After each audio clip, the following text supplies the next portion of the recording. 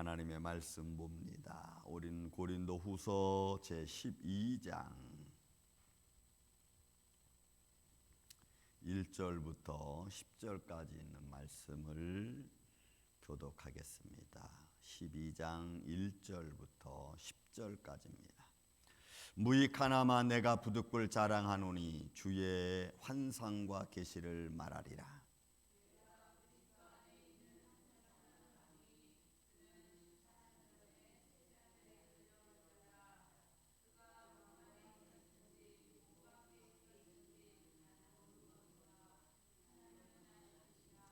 내가 이런 말을 하노니 아노니 그가 몸 안에 있는지 몸 밖에 있는지 나는 모르거니와 하나님은 아시느니라.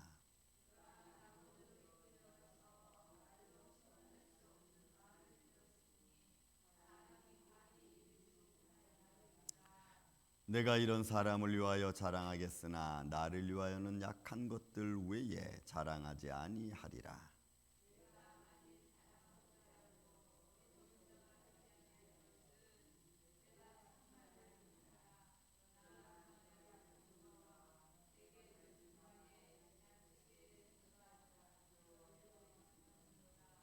여러 계시를 받은 것이 지극히 크므로 너무 자만하지 않게 하시려고 내 육체의 가시 곧 사단의 사자를 주셨으니 이는 나를 쳐서 너무 자만하지 않게 하려 하심이라.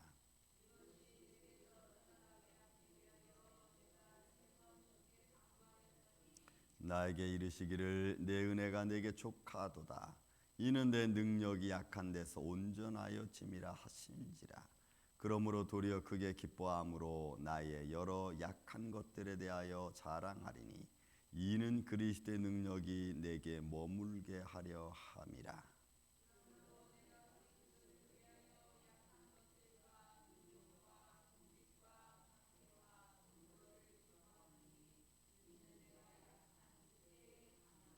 아멘. 우리가 10장 11장에 걸쳐서 바울이 자기 간증을 조금 하고 있었죠. 자기를 자랑하는 사람들을 바울이 듣고 또 자기를 자랑하는 사람들이 그 자기의 자랑 때문에 오히려 온전한 믿음을 가진 사람들을 유혹하고 또 선한 믿음에서 떠나게 하고 또 그들을 넘어지게 하는 모습을 보고 부득불 나도 조금 자랑하겠다면서 자기가 자기의 인생에 살아온 과정 속에서 율법자였다. 나는 시브린 중에 시브린이었다. 나 혈통적인 것을 자랑하고 그것뿐만이 아니고 하나님의 일꾼으로서 내가 지금 어떻게 살아왔는지에 대한 이야기를 우리가 우리 11장에서 쭉 말씀을 보았습니다.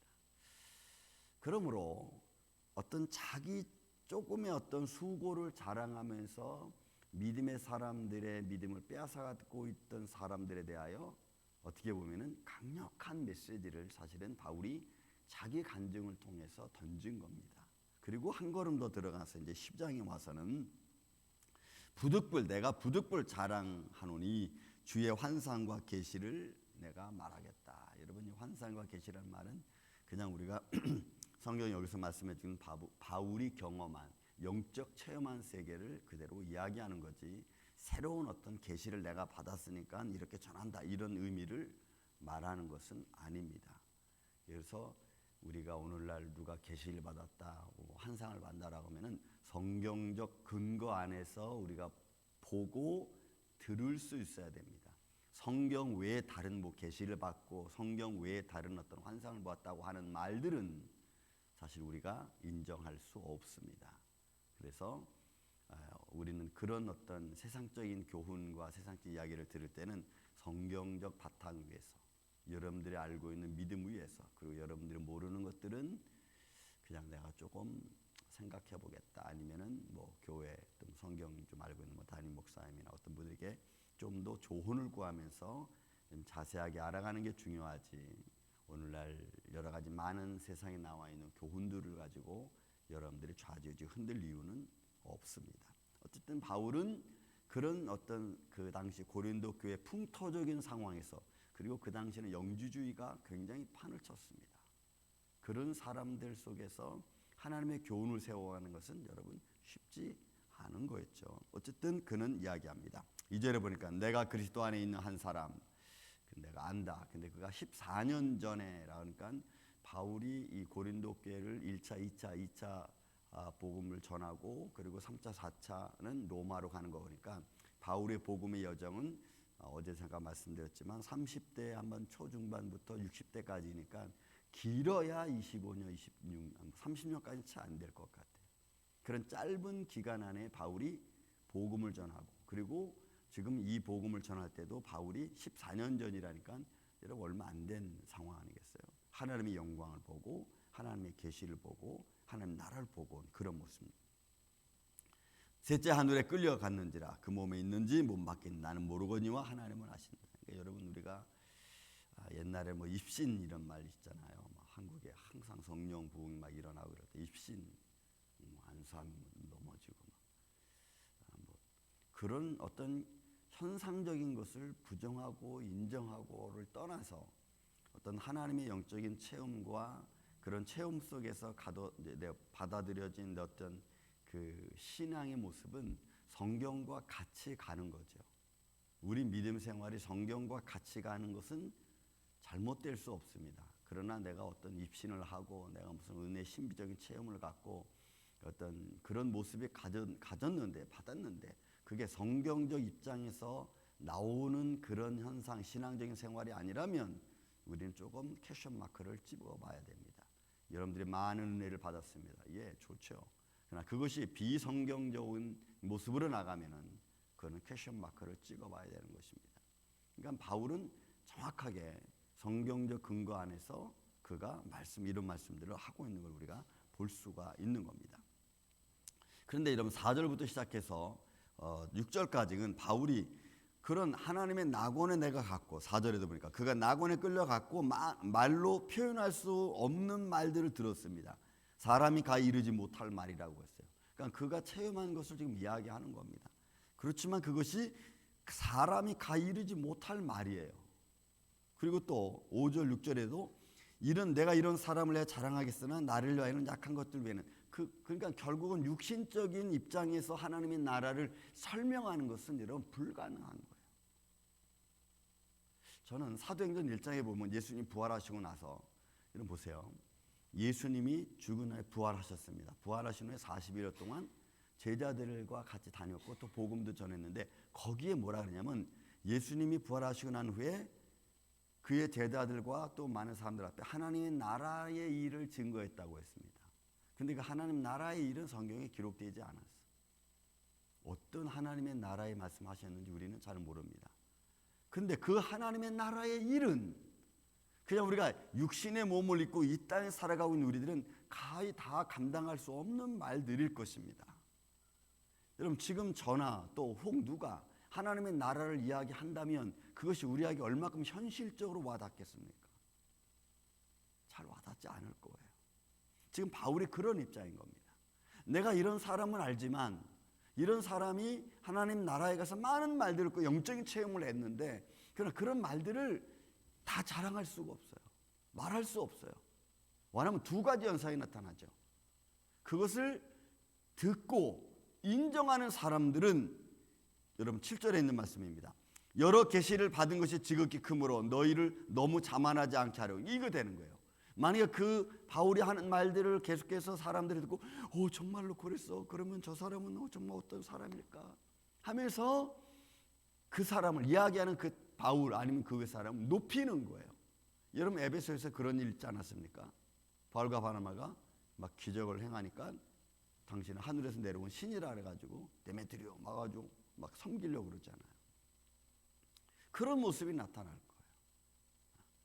그래서 바울은 이런 것을 자제하는 겁니다. 너무 많은 은혜를 받았다고 해서 그것을 막 겉으로 표현해서 사람들에게 막 모습을 드러내면 때로는 그게 자만하게 만드는 거예요. 그래서 여러분 우리가 은혜를 많이 받으면 받을수록 저는 여러분들이 늘 한번 가끔 이런 말씀 드리죠. 가장 믿음의 현실적인 사람, 이성적인 사람이 됩니다. 여러분 이성적인 사람은 세상적인 사람을 말하는 게 아니라 명철한 사람이 되는 거예요. 모든 것을 잘 협력하고 모든 것을 잘 조화롭게 다루어 갈 수 있는 사람이 되는 겁니다. 믿음의 사람이 깊으면 깊을수록 한쪽으로 치우치는 게 아니고 모든 것을 포괄적으로 갈 수 있는 믿음의 역량이 생겨요. 그러니까 너무 자만하지 않게 하시려고 내 육체의 가시 곧 사단의 사자를 주었습니다. 그러니까 여러분, 저도 가만히 보면은 내가 아프지 않고 내가 부족한 것이 없으면 하나님을 덜 의지할 수 있습니다. 에이, 그러겠어요? 저는 안 그럴 겁니다. 아니요. 여러분, 베드로가 뭐라 그랬어요? 나는 죽을지언정 예수님을 배반하지 않겠습니다 했잖아요. 그러나 현장에 딱 다다라서 이런 베드로도 예수님 배반하잖아요. 저도 가끔 그래요. 하나님께서 나한테 이런 거 주시면 제가 하나님을 과연 배반할까요? 하나님을 덜 의지할까요? 그러면 내 자신을 이렇게 내가 바라봅니다. 안 그럴 것 같아. 그건 내 생각이지. 내 생각이지. 어떤 환경 속에 어떻게 바뀌어질지, 어떤 욕심이 나를 좌지우지할지 이런 건 모르는 거예요. 하나님만 아세요. 하나님. 그냥 사단의 가시를 준 거예요. 바울은 여기서 뭘 느낍니까? 하나님의 손길을 느끼는 거예요. 보세요, 여러분. 8절에도 이것이 내게서 떠나기 위해 내가 3번 간구했지만 하나님께서 아니다, 내 은혜가 내게 족하다 이렇게 안 고쳐주셨어요. 그러니까 바울은 너무 하나님의 영광이 많이 나타나면 이런 게 있을 수 있어요. 너무 많이 나타나는 사람들이 막 바울을 막 우러러 보려고 할 때에 바울이 약한 것, 복음을 전하다가 육체적 아픔을 통해서 남은 흔적들, 예수의 흔적이라고 그랬죠. 아픔들, 또 눈에 안질, 이런 것들이 바울의 연약함으로 그냥 드러내는 거예요. 예를 들어 이런 겁니다. 어떤 부흥회를 목사님이 막 힘차게 막 전했습니다. 그리고 나서는 막 넉다운이 돼가지고 막 쓰러져 있어요. 그러면 그때 본인은 뭐라고 기도할까요? 하나님, 내가 다음 시간에도 복음을 전해야 되는데 내게 힘을 주십시오. 이러는 거죠. 그러면서 그 복음을 전하는 목회자는 뭘 생각해요? 하나님, 이런 나약한 나를 사용해 주신 하나님 감사합니다. 내게 힘을 주세요. 이런 거예요. 그러니까 바울은 이럴 때마다 뭘 느껴요? 하나님의 손길을 느끼는 거예요. 그래서 내가 약할 때 강해진다는 말이 이런 겁니다. 옛날에 고 이천성 목사님이, 제가 한창 거기 가서 막 목사님하고 대화도 하고 부흥하고 나서 그 목사님이 항상 목요일 날 되면은 거기 있는 기도원에 있는 전체 안수를 합니다. 여러분, 그분 한쪽 다리가 여러분 고무 다리잖아요. 양쪽에 부축을 받으면서 하고 나면은 저녁에 되면 막 쓰러져 일어나지도 못해. 그리고 고무다리 그 자리는 막 피멍이 들고. 그러면 드러누워 있어요. 그러면 드러누워 있으면서 그분은 생각하는 겁니다. 나 같은 이런 참 못난 사람을 하나님 사용해 주셔서 감사합니다. 이게 똑같은 거예요, 누구나. 그렇죠? 그래서 우리는 이런 말씀을 보면서 하나님이 내게 주신 은혜가, 그 은혜가 하나님의 영광과 또 그런 은혜가 나타냈을 때 내가 자만하고 교만한 게 아니고 오히려 이런 나약한 나를 써주신 하나님 감사합니다, 이런 모습이 되는 거죠. 이게 여러분 9절에 있는 말씀입니다. 나에게 이르시기를 내 은혜가 내게 족하도다. 이는 내 능력이 약한 데서 온전하여집니다.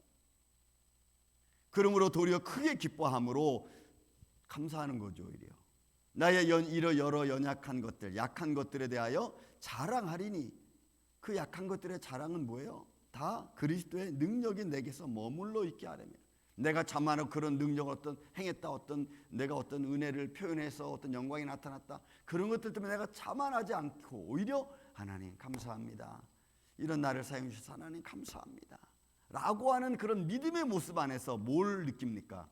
하나님의 영광이 내 안에 머물러 있는 걸 느끼는 거예요. 아, 하나님 지금 하나님의 손길에 나를 붙들고 있구나라고 하는 걸 느끼는 거예요. 여러분, 이런 은혜가 얼마나 중요한지 몰라. 저도 지금까지 쭉 목회하면서 이런 은혜를 종종 저도 느낍니다. 하나님 정말 감사합니다. 내가 무엇이간데 진작 버림받아야 마땅할 나를 하나님이 버리지 아니하시고 끝까지 이렇게 사용해 주신 것 하나님 감사합니다 하면서 하나님 앞에 기도하죠. 하나님, 마지막까지 주님 앞에 서는 날 마지막까지 하나님의 종으로 잘 쓰임받는 자가 되기를 원합니다. 이런 기도도 제가 드립니다. 저는 저나 여러분이나 똑같다고 봐요. 여러분들도 하나님 안에서 각자의 위치에서 하나님 여러분들을 사용하실 겁니다. 그 사용하는 모습이 어느 한순간 사용되고 이렇게 놓여지는 게 아니고 끝까지 하나님의 영광이 여러분들 안에 머물러 있고, 믿습니까 여러분? 성령의 역사가 여러분들 안에 머물러 있고, 성령의 지혜와 명찰이 여러분들 안에 머물러 있고, 그 여러분들 안에 머물러 있는 하나님의 성령의 역사와 명찰과 지혜와 능력이, 이런 것들이 우리의 삶의 현장에서 잘 표현되어지고 나타나면 그보다 아름다움이 어디 있겠어요? 그게 그리스도의 능력이 내게 머물러 있게 하려 하는 거예요. 그러다가 이런 믿음의 생각을 갖다 보니까 여러분 10절에 있는 말씀이 이제 나오는 겁니다. 그러므로 내가 그리스도를 위하여 약한 것들, 여러분 그리스도를 위하여 약한 것들을 그가 받은 복음의 과정 속에 나타나는 많은 삶의 현장들입니다. 능욕, 그거 괜찮아요. 복음을 전하기 위하여 그 능력이 오히려 복음을 증거하는데 보탬이 되는 거예요. 고난, 궁핍, 박해, 이런 것들이 오히려 내가 복음 전하는 데 있어서 내게 힘이 되어주고 복음을 더 복음되게 해주는 거예요. 복음을 전하다 능력받는 그 현장은 내가 복음 증거자라고 하는 것을 증거해주는 역할이 되는 거예요. 오히려 역설적으로. 그러니까 바울의 이 표현은 우리가 한 걸음 더 깊이 들어가서 생각해 봐야 됩니다. 여러분들이 신앙생활하면서 받는 아픔들이 그 아픔으로 끝나는 것이 아니고, 그 아픔이 내 믿음을 더 성장시키고, 그것을 보는, 그 내 아픔을 보는 사람들이 내가 그걸 아픔을 견뎌가는 모습 때문에 나를 보고 있는 사람들이 과연 저 사람은 정말 믿음으로 견디려고 애를 쓰는구나 라고 하는 것이 증거되어진다면, 여러분 그 아픔은 이 그리스도의 능력이 여러분들 안에 있다고 하는 것이 증거되어지는 삶이라는 거예요. 그래서 바울이 이제 표현합니다. 이는 내가 약한 그때에 강함이라. 약할 때 강함 되시는 하나님. 여러분들이 힘들고 어려울 때 여러분들 위로자 되시는 하나님. 그 위로는 다른 이에게는 하나님의 영광을 드러내는 그런 모습이죠. 참 쉽지 않은 복음 전도자들의 모습이고 믿음을 가진 자의 아픔입니다. 그러나 그 아픔이 아픔으로 끝나지 않고 하나님의 영광을 드러내는 것이라면 바울은 그 아픔이라도 굿 하는 겁니다. 좋다는 겁니다. 이게 우리가 믿음 생활하면서 견뎌가고 받는 현실입니다. 여러분들 삶 속에 어떤 모습으로 어떻게 이런 모습이 다가온다 할지라도 여러분들의 향한 하나님의 성령의 능력이 여러분들 안에 머물러 있고, 그 머물러 있는 그 아름다운 모습이 잘 여러분들 삶 속에서 드러나서 하나님의 은혜가 많은 이들에게도 보여지는 그런 아름다운 모습들이 여러분들 안에 있기를 예수님의 이름으로 축원을 드립니다. 여러분들이 약할 때 강해지는, 오히려 하나님의 은혜를 체험하는 복된 삶이 이번 한 주간 한 주간, 한 날 한 날 삶 속에 아름다운 열매로 맺어지기를 다시 한번 예수님의 이름으로 축원을 드립니다. 사랑과